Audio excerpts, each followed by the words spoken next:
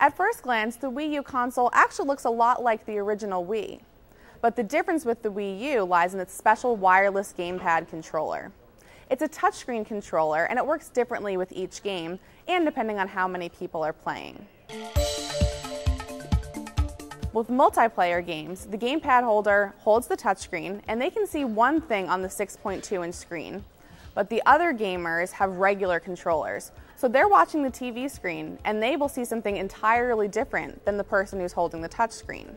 In single-player mode, the gamepad controller can offer some special features. For example, in one game that I tried, if I didn't defeat an enemy on the TV in time, they would jump off the screen and onto the gamepad controller, giving me one more chance to get them.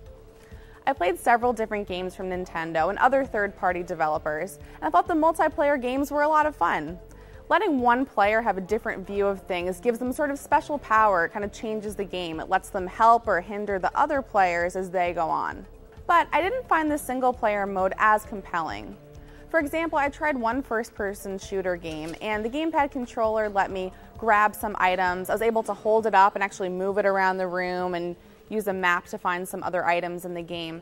But beyond that, it really didn't do that much that a normal controller couldn't do. It was fun, it felt like cute extras, but it wasn't really the game-changing elements that I felt with the multiplayer games. Nintendo also says the Wii U will offer more than just games.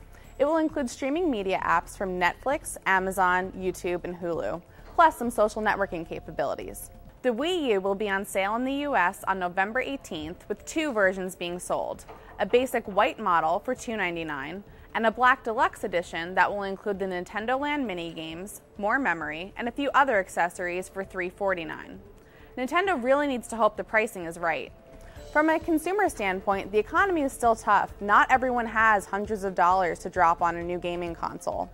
Plus, Nintendo is no longer competing with just the Xbox and the PlayStation and traditional gaming consoles. Very casual gamers are getting their fix on smartphones, Facebook games from Zynga and other developers. Plus, Nintendo learned a tough lesson about pricing just over a year ago, after the company released its handheld 3DS system in March for $250. The device did not sell well in its first few months, and Nintendo was forced to cut the price by 1/3 to $170 in July. That's a big mistake that Nintendo will certainly want to avoid with the Wii U.